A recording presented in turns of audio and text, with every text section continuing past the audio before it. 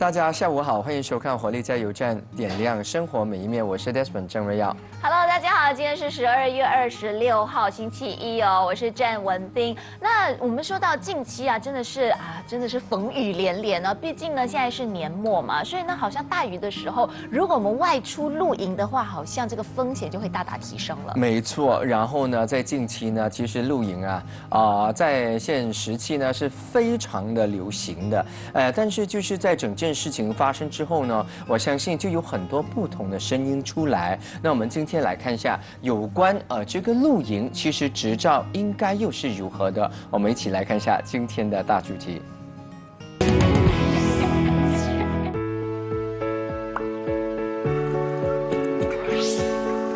随着近年来露营风潮的盛行，国内开始出现越来越多的露营地和各种新鲜的露营模式，吸引许多民众前去，深受国人的喜爱。然而，近日巴东加里营地发生的土崩悲剧，却让民众对露营活动望而却步。事发后，除了救援活动及时进行，大家也在调查需要对此悲剧负责任的一方。对此，大家各有各的说法。有人说是营主的责任，因为无牌经营，但营主却喊冤，表示没有专属露营执照供他们申请。究竟露营的安全应该如何保障？民众露营时是否应该购买意外险来保障自己？今天就随着活力加油站，让我们一起重视露营安全，避免悲剧发生。是的，那随着这个巴当咖喱的这个露营事件哦，我们知道有就是那个土崩的那个事件嘛，所以呢，其实也是造成了全国大家呢就是非常的关注这件事情哦。那现在呢，我们必须要探究的是，其实我们在露营的时候，我们的这个安全保障，那应该由谁来负责呢？那这个情况其实是不是我们的营业者他们这个执照上又要申请的更加的细节呢？那在这个环节里头呢，我们就请来了律师黄志威律师来跟我们好好的来详谈一下。律师好，大家好，主持人好，黄律师你好，你好，主持人好。那么其实就是事情发生的时候呢，就是有人说到其实有关的营地可能是没执照还是什么的，那但是也有人说，其实露营没有执照的，那其实情况是如何的呢？对，据我所知是没有这类似的执照。我觉得或许他们说他们有执照的话，可能是他们申请那个营地，他们是做别类型的生意。明白。可是如果你是说，据我所知，营地做 campsite 的执照是没有的。是你的意思就是说，可能我有一块地的话，我来种植一些植物，但是我也可以拿来做 campsite，这样其实是 OK 的。我有 business 的执照，但是在马来西亚并没有露营执照这个特别的一个执照，对不对？对，应该是这样讲啦。如果我们看的外国的那些例子呢，他们会写出来说，campsite 你要做这样子的执照，你要需要什么 requirement 的。对。可是，在马来西亚我们就没有。我觉得我了解到的可能是他们可能apply 有一个执照是做一个类型的生意的。明白。可是没有关于营地。第二，可能他们有做一些 apply 一些 KM 做一些bangunan的 structure 在里面 permanent structure， but 他们after 有那个 structure 之后，他们也来做 campsite， 做别的东西，别的生意 sub business for campsite， but so 没有一个我了解到没有一个 license on 营地 campsite 的。那这样子可以来了解吗？如果是这样子的话，因为它是可能一个 sub business，它不是主要的嘛。那因为那个执照也没有特别的可以是批给营地的，那他们这样子来做的话，那这些是违法吗？还是它不存在这个违法性吗？违法不违法，看你怎么样去看啊。你看，如果说一个 license A 可以跟你讲可以做 A 的生意，可是你除了做 A 的生意之外，你去做生意来 license B， 这样算违法吗？违法。对，违法，对不对？可是如果你没有一个 license 可以跟你讲，你也可以做这个 A 的，这样没有一个东西可以给你违法可以给你去违抗的或者是有个法可能是说我们讲的是地方政府的法令，这样算违法吗？不违法。所以它就是一个灰色地带了，对不对？灰色地带。对对，因为有些人就会说你没有讲不可以啊，所以我就做咯。所以在我们来看一下哈，有关的这个图片，其实它就是处在一个灰色的地带当中呢。但是虽然说这个营业的执照是无立法，土地的项目治理啊，我想看一看规划的许可以及建筑的计划，这个是什么意思？这个就是讲说，有时像我刚才提到的，他们有些人是有哪一些就 kebenaran merancang 的，kebenaran merancang 是他们要做一些permanent 的 structure， 是，可是他们是有人去检查的他们有如果你拿到 kebenaran merancang， 你需要有技术部门去检查的，或许他们拿这个东西，可是他们是没有提到说可以做 campsite 的，可是他们又做另外一样生意，可是没有提到可以做 campsite 的。可是他们也是把这个当做 sub business 来做，所以这个也是算一个灰色地带。我相信有一些营业者呢，就是有一些啦可能就是会特地的去隐瞒呐，你明白我的意思吗？就是他可能不是在做露营，他可能是在做其他的一些东西，那他也不会很表明的写在有关申请的表格上，对不对？如果我们看到的话，这些发生的事情呢，我们可以去上网找看。很多业者，几个业者我看到的报道都说他们没有地方可以申请执照的。所以如果你要他们隐瞒的话，他也不能隐瞒嘛，因为他也没有这个执照给他申请啊。因为也没有特别的这个法律的规定，不算隐瞒嘛，对。这个第二个问题，如果我们看有没有违法的话，我们要看另外一个角度来看，就是讲说，你看啊，如果说土崩的话，什么导致土崩？可能雨水很多，或者是地下水很多，那些导致土崩嘛。我们再想象一个角度啊，如果它是有发展了，导致那个下面地下水道转移了，那个地下水道转移到这个地方，导致那个地方土崩，到这个责任，法律的责任谁要来负责？谁要来负责？真的。对啊，可能是第二方、第三方的那个导致，因为现在还没有完全的那个调查，你又不能怪天怪地哦。对，所以这个东西需要等一个报告，一些专业报告出来才知道。现在为止，我们也不可以做任何的评论。这如果真的是一个事情的发生，是，那么如果就是我们一定会就是政府部门一定会做东西的嘛。一般上有哪一个政府部门就是会先着手做东西呢？我觉得最直接的这种情况是应该是地方政府吧。地方政府，因为很多时候这些 campsite 都是 under 那些地方政府的管辖范围之下的。明白当然了马来西亚房地部可以立法去做一些强化这些东西。是我觉得最直接的还是地方政府了。他们那不好意思打断一下，如果是森林局呢？好比说，可能他们有些人，可能一些他们想要去露营，可是到森林里头的那种，那这个管辖就是森林局那里去负责了吗？这个也是一个灰色地带。对。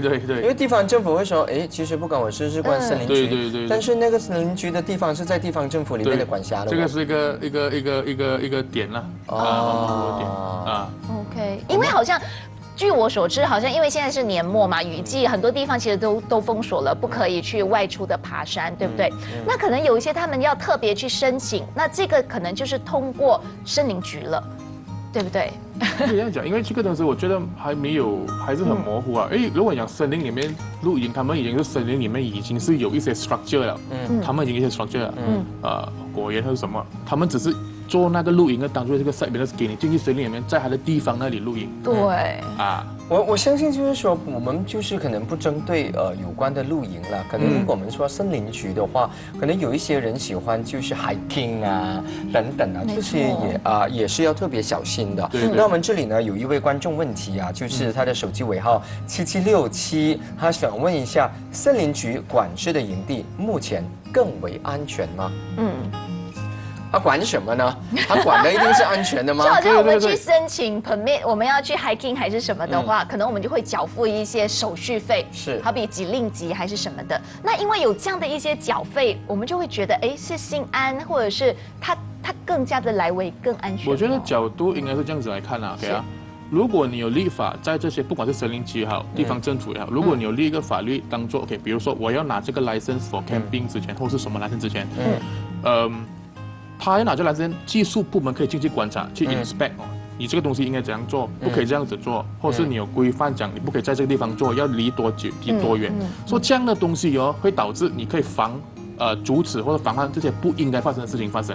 明白。所以说不可以100%可以阻止了吧？至少可以防范。这样我们因为现在很多人都在讨论有关执照这个事情，对，然后都是在一个灰色地带嘛。如果我们真正要马来西亚有一个立法的一个怎么说一个法律去关于这个事情的话，要多长呢？这个我们要看我们的政府部门，因为一个法要很长的，很长的时间。要经过总检察署，要经过那个部门，要经过国会，国会上议会、下议会，所以整个程序很长的。这有什么比较短的？对，如果你问我比较短的话，最快的就是地方政府出一个 regulation， 暂时他们权限下面他们有权利出些 regulation 来管辖这些东西，他们有权利。所谓的 regulation 是怎样的 regulation？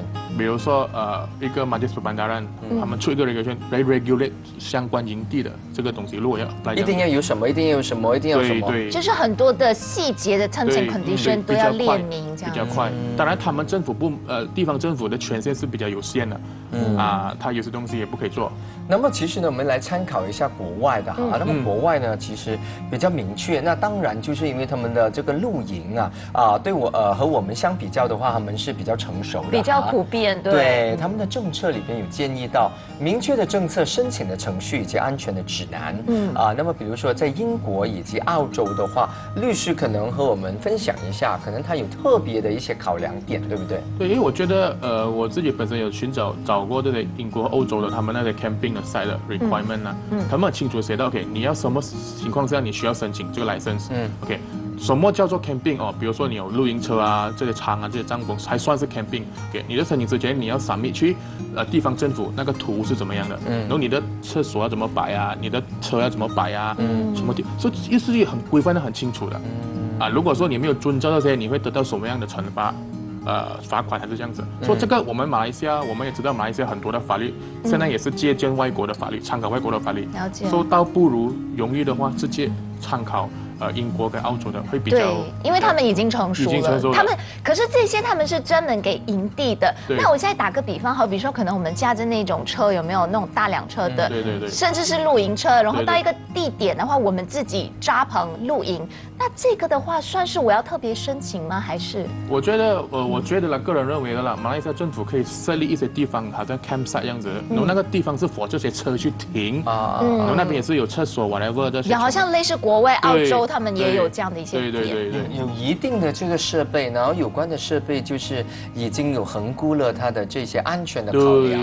对，这样这个是一劳永逸解决这个问题的方法。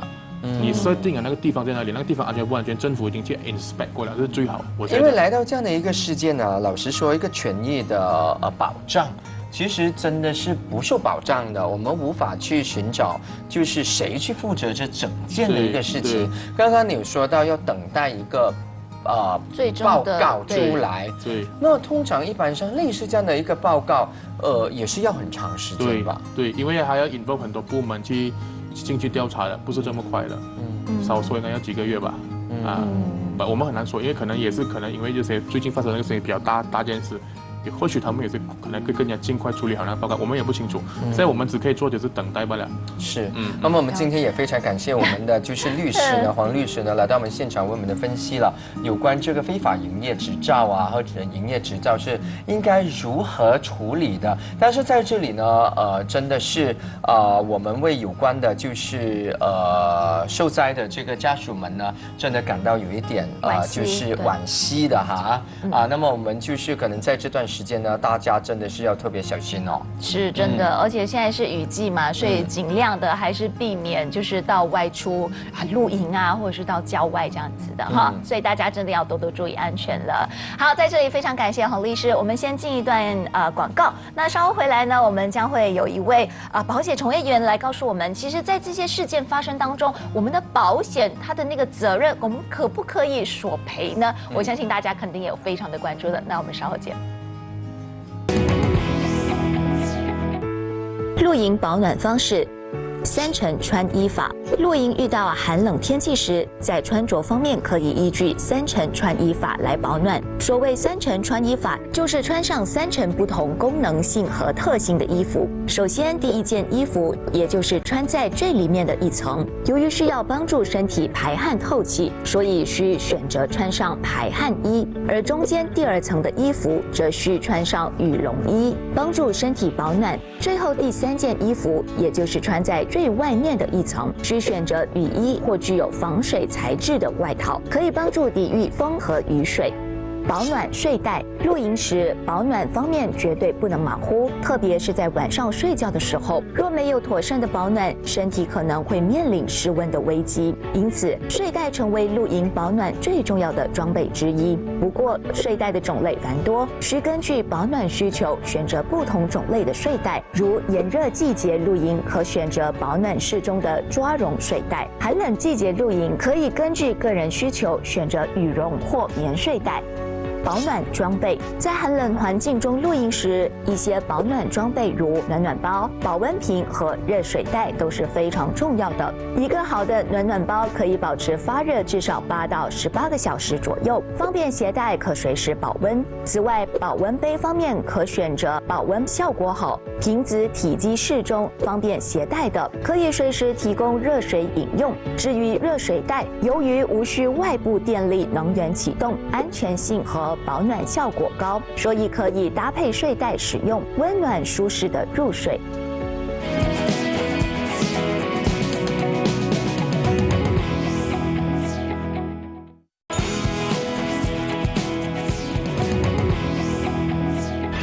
活力满分 Love You Two 独家周边商品上架啦 ！Love You Two 玩偶加贺岁专辑 ，Love You Two 小玩偶钥匙扣，精美 T 恤。精美便当袋、精美网刷手提袋、精美贴纸、精美水壶，马上到邻近的大众书局门市或大众书局网店以及电商平台抢购吧。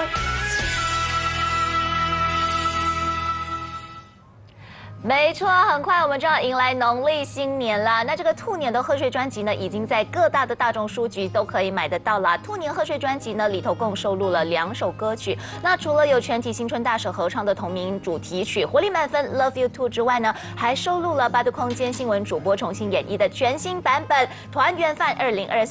赶快到邻近的大众书局或者网店 www.popularonline.com.my 以及电商平台抢购吧。没错了，你看我手中拿着的我们的 Love You Two 是不是很可爱呢？记得要把它带回家哦，因为它是活力满分，也希望大家在2023年像它一样活力满分。是的，没错。好，那我们继续来关注今天的整个课题哦。那我们现在呢就要马上请到下一位嘉宾，他就是我们的这个保险从业员刘玉斌。那我们就请到玉斌呢来跟我们谈一谈，其实在这件事情上呢，那我们在这个保险索赔上应该要如何着手呢？因为的关于如果你要讲起那个给大众全部有一个保障，那当然就是大家所认识的公共责任保险。所谓的公共责任保险是什么意思？公共责任保险最主要的是保障业务者，如果他有任何疏忽，弄到大众受伤或者有任何损失，是，等他就有可以说对方就可以有索赔啦。意思就是说，如果我们在公共场所的话，我们可以就是索赔有关的这个保险。比如说，我们针对这个露营的事件，对，如果他没有买这份保险的话，他是没有的索赔。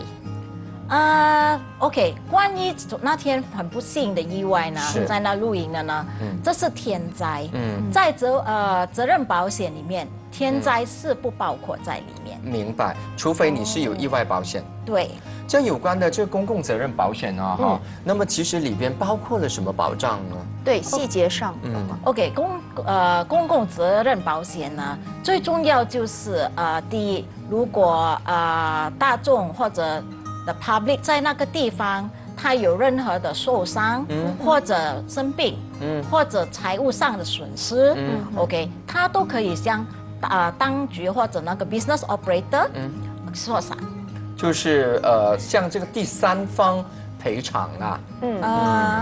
像保险公司或者像那个主要的商家说啥。是就比如说有任何人身伤害或者疾病、财产损失或者损坏，辩护费用也可以哦。对没错，可能要打官司啊，还是什么的。 Yeah 那如果好像现在是面临到有一些身亡的情况的话，那是怎么样的？那就是直接锁一个寿险了吗？那个的赔偿？如果你要在这个上次那个露营的意外角度来看呢，责任保险是不大包括在里面，因为这是天灾，土崩是属于天灾，在责任保险里面不是那个业主的疏忽去做成这个天灾。那比如说，如果我们买一个保单，那一般上这些保单我们要考量的是什么？因为你知道这个又不保哦，然后我又意外又什么，这样应该考量什么呢？哈 OK， 在商家呢，责任保险是很重要的。是，OK， 就是如果说在个人还是在商家？在商家，我是在商家角度说起，然后我才去讲到那个个人方面。如果在商家，因为就刚才我就提到了，如果你在某一个情况之下，你的顾客或者什么的，在你的地方不幸的受到意外或损失，你会遇到很多面对的要你的赔偿，你或者还有一个最贵的，除了赔偿之外，就是你的律师费。这个律师费，如果你有买责任保险呢，起码简单的那个业者的开销，也会比较容易跟受害者有一个交代。那当然就是有一些保障了哈。那所谓的这个保障呢，里边呢，可能我们可以看得到呢，就是有这个生意的这个性质，然后还有就是潜在的风险，这个真的是非常的重要啊。还有环境的安全，无人可以担保了哈。还有就是建筑的一些构造。那么其实可能或者坍塌任何等等的事情，对不对？那玉斌这么说好了，因为这个是主要是业者要去购买的一个公共责任保险嘛。对。那是不是说他们在申请了他们要营业执照之后，就要立即的要买这份保险呢？事实上，公共责任保险当他在要建筑他的那个营地或者任何建筑物，你都可以开始买你的责任保险。是。那么我们这里呢，就是有一个观众问题呢，想问一下哈，我们的手机尾号是2284啊，这位观众他说，保险公司不承保具有一定危险性的经营场所，这是真的吗？所谓的危险性如何定义呢？对，就好像你问得很好。是，事实上危险性的定义我们没有说一定不过。保险公司要去了解，你可以有什么安全措施？OK， 防卫如果将那个危险性带低了，保险公司还会有考虑受保的。OK， 刚刚呢，你就是有提到嘛，对不对？那个是站在就是商家的立场。对。那如果站在就是我个人的立场。那我应该一定要有意外保险了，对不对？对，只有意外保险我才可以索赔，对吗？那有没有一些保险？因为我知道，如果我去旅行的话，我会买一些 travel insurance， 对。那么有类似这样，我去露营几天的，我有的买这样几天的保险的吗？也是会规划在旅游保险里面。是有的不过呢，旅游保险也有一个限制。就好像如果我们要去爬神山，OK， Mount Kinabalu，那你买的意外保险，你要跟保险公司提议的，我的 exposure 会去到多过某个程度的限制，因为如果你是普通的旅游保险，它可能可以达到3500公里。3,500 meters，OK。如果可是神山是超过，所以你叫哪一个 rider， 我是要去有比较有高山的地方、高原的地方、风险的 activities 或者 sports，OK， 我要加保，然后它会另加一个保费。然后如果你去在很不幸的，在你这个爬山的途中，真的有不幸的意外。那你就会有原来旅游保险还有好多的细节，好比说可能你会超过了一些去到比较高原的，可能会有或者你还有去 diving 还是什么的 diving，或者如果你去土耳其，很多人去 hot air balloon， 是这些路程是以路程来计算的。是的，它因为每个旅游保险它都是算天的。OK， 有可是些会很贵的嘛哈。事实上呢，我每次如果有每个朋友有去外旅行的，我都会叫他千万要记得买旅游保险。贵吗？贵吗？你还不会贵的，不贵的，就每一天这样加而已。他每次如果有些保险公司在只是旅游在亚洲，1到5天可能是55块、65块，OK， 到1到10天maybe可能是110块，所以也要看我们去的那个地方的那个国家，它的那个金额其实是比较不一样的。那如果好比说现在可能我要去到澳洲玩一些比较危险性的，比如说bungee jump啊，还是一些 paragliding 啊这些的话，这种的滑翔伞啊，其实这些就要特别的再额外加保。要。哦，因为你要注意，也不是每一个保险公司有这样的保障，所以你要看。如果就好像现在近期我有一班顾客，他们全部要去爬去 Nepal， OK， 去 Nepal 他们也是要去 hiking 爬山，可是很多保险公司已经不接受。为什么呢？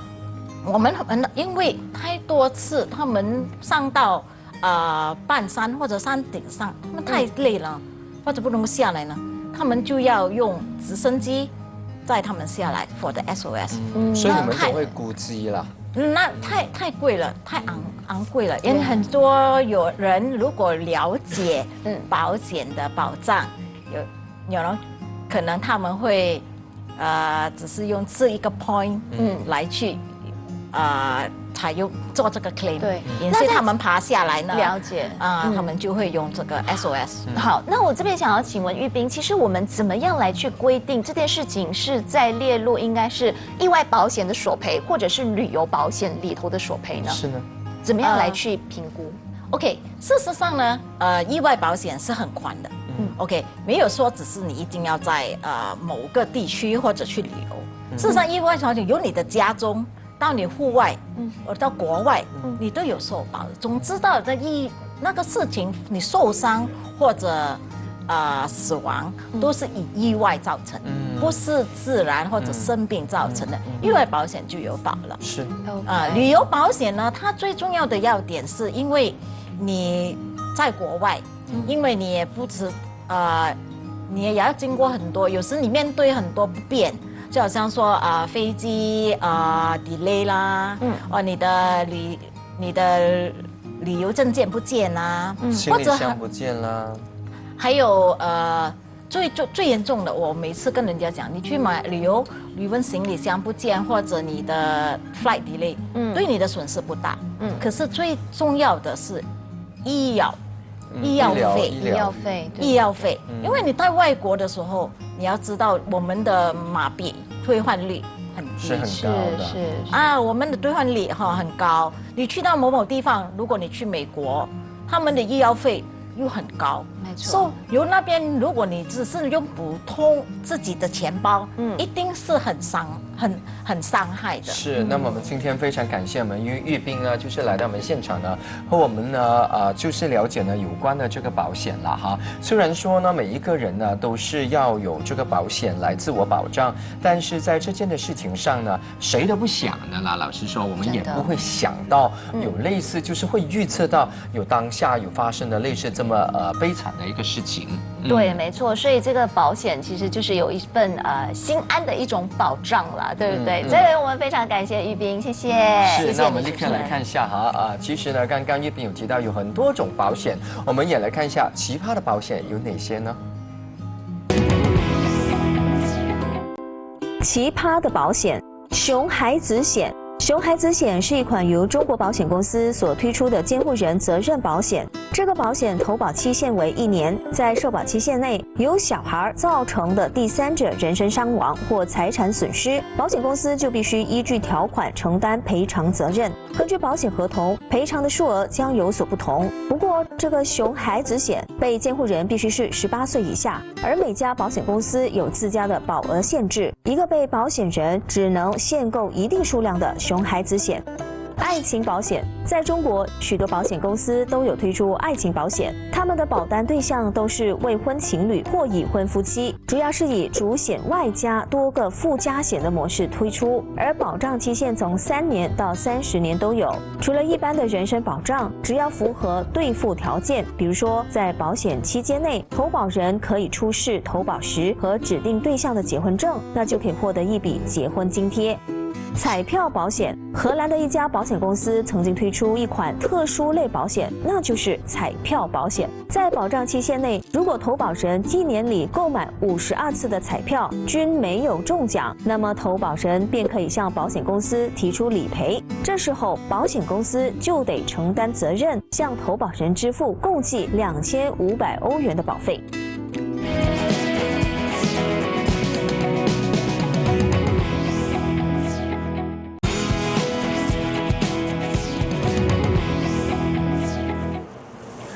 回到活力加油站呢，今天的这个环节料理好 easy 呢，我们请来了素食烹饪导师婉娟老师来教导我们一个非常特别的部队锅。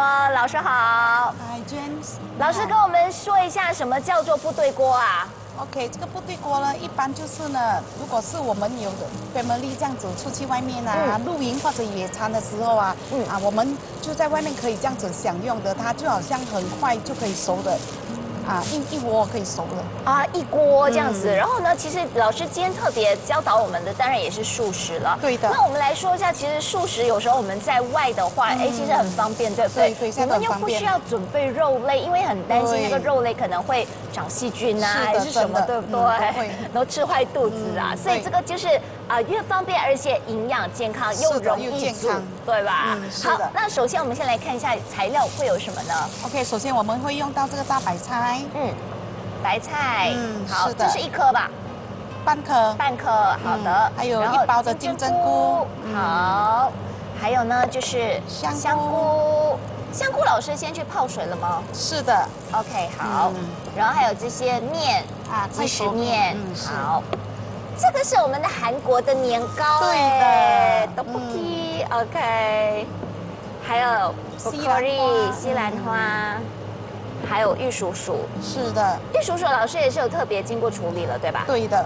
好，那再来呢？还有豆腐豆腐，还有 cheese 还有一些调味料，对吧？是的，还有酱青、香菇粉、黄糖、少许的辣椒酱，还有这个番茄酱，哇，这么一大碗哎！是的，最后我们要做一个白色的，这个点缀用的。对，还有一个少许的黑胡椒。好的。那介绍过的材料，我们现在马上来看看整个制作过程会是如何。好的，那么呢，我们首先呢，我们就将这个菜，OK， 我们首先准备一大锅，可能是砂锅或者是什么锅都可以，对吧？是的，就是看家里的成员啦了解。那由于时间的关系，其实老师刚刚呢就已经先摆了一些进锅里头了。对。有没有讲究要先摆哪一个？没有的。顺序上其实都无所谓。对的，因为基本上这个大白菜啊，等一下很快就熟的了。没错。OK， 还有这个就是金针菇。所以也没有说要摆哪里还是什么，就是随意对，都可以，对吧？好。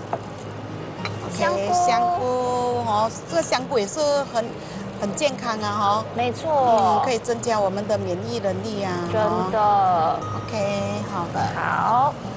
接着就是韩国年糕，我们就摆一些年糕。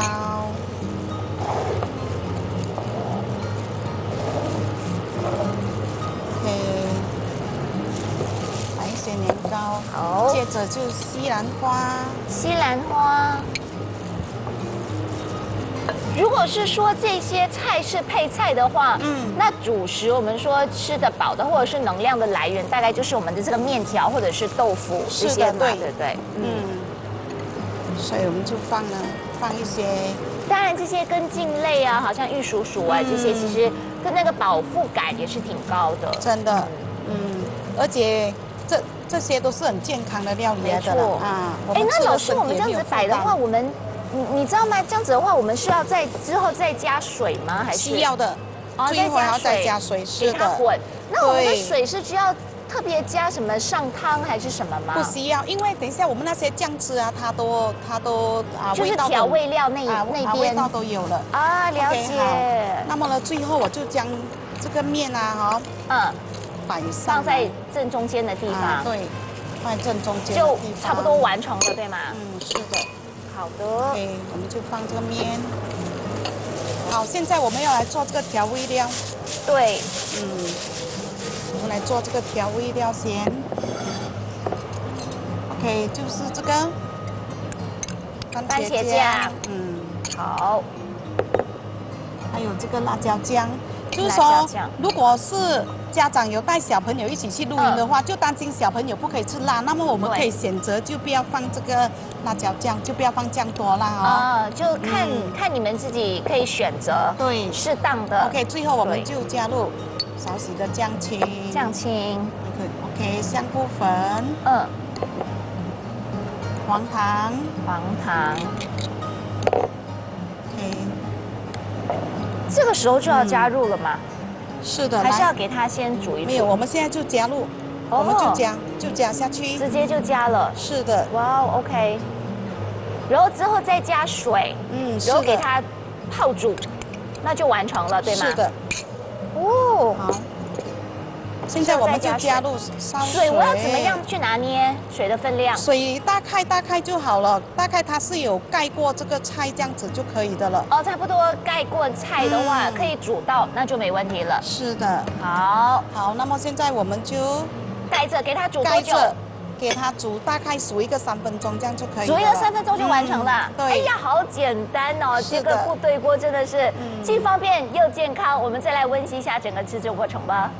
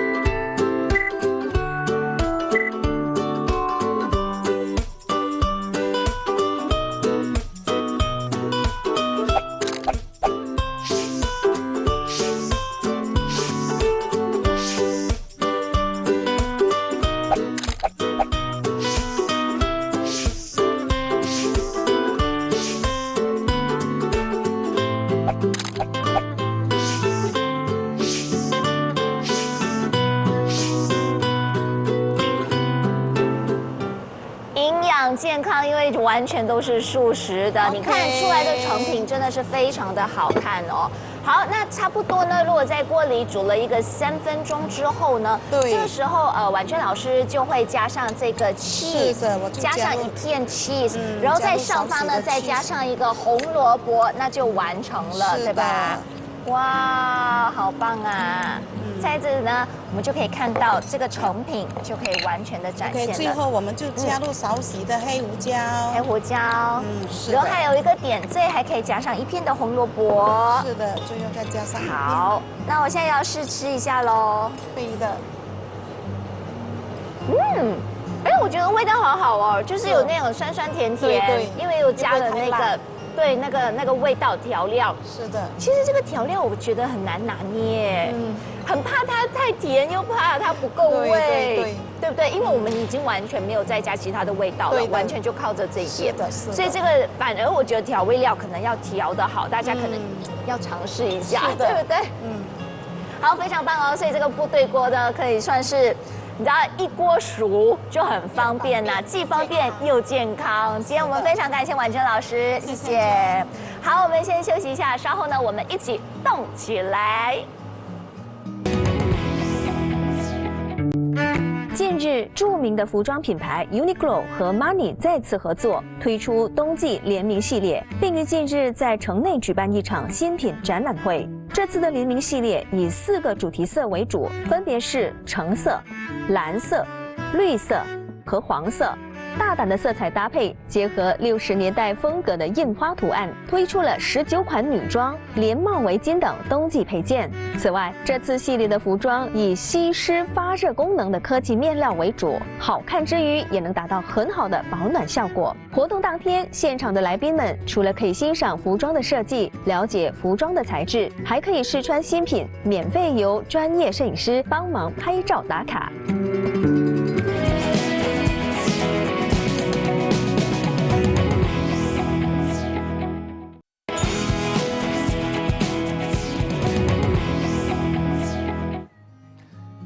欢迎继续收看《活力加油站》。那么今天呢是星期一，大家不要 Monday Blue。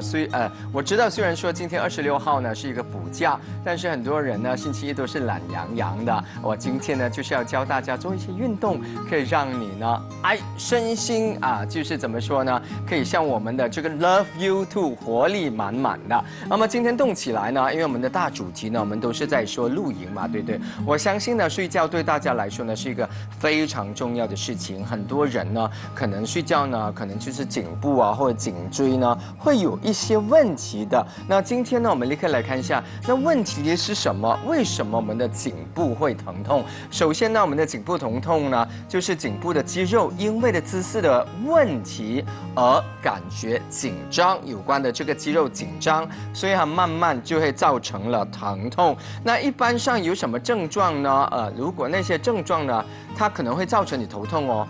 因为呢，有关的神经线呢是一条，然后会直接上我们的脑部的，然后你的肌肉会紧绷，可能呢也会抽筋，然后呢头部活动力会下降，头部属于同个位置，然后颈部疼痛可能会加剧的。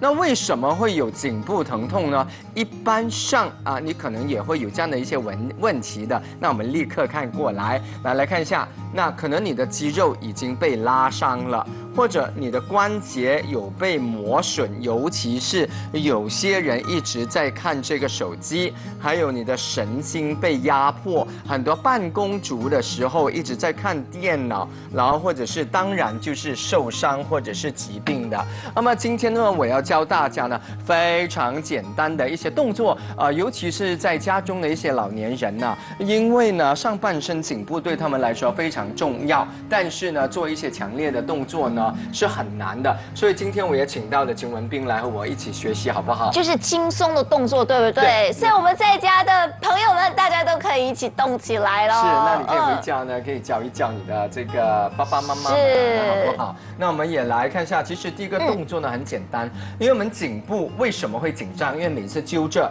那我们如何打开它呢？非常就是很简单的。首先，我们手这样张开，好，张开90度。然后放回来，再打开，再放回来，再打开，有没有感觉到？一个那个好像开胸肌的感觉，对不对？其实真的是很好的，因为它会把你整个这个是打开的。那除了这个动作之外呢，你还可以也一样90度，2个手呢手尖对齐，然后向上，向上，向下。向上，好，向下。你可能会觉得这个动作非常简单，但是如果你看我后部的话，你可以看得到我整个背部其实的有关的这些肌肉块是在动的哦。没错，特别是我们人体整个那个鸡翅膀，我们说就是这个位置，其实都是在运动得到的。对，你看鸡翅膀吃的时候，我们是不是要吃有嚼劲的？因为它有做运动对不对？所以我们做人呢也是要时常做运动的。还有另外一招呢，这个大家都会啦。虽然说大家的很容易的，但是一定要做。因为我现在呢，虽然说我很年轻，但是我还是有做这一个动作。那么其实双手合起，双手合起，升起来。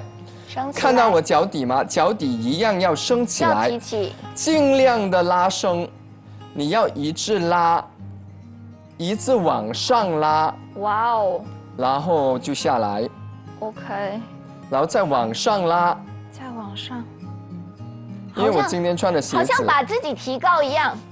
长高高，长高高，长高高。那这个呢，除了就是可以拉伸你整个身体之外呢，有关的平衡力呢是非常重要的。那所以呢，当你在有些时候人家说，哎呀颈椎痛，我一这样去拉，这样去拉，不一定的。其实你有些时候因为你的背部太紧了，是它锁紧了你整个的部位，你应该缓解其他的部位。了解。那Desmond是建议我们一天要做多少次呢？要多少下？一般上呢，尤其是上床就是起床，然后起来做是最好的。那我们又来学一下，起床最好你一起床了之后就做这个动作，张开我们的胸腔，好容易而已嘛，对不对？做30下，每一组30下，一天做3组，然后呢向上、向下、向上。记得向下的时候呢，你肌肉呢一定要并肩的，好不好？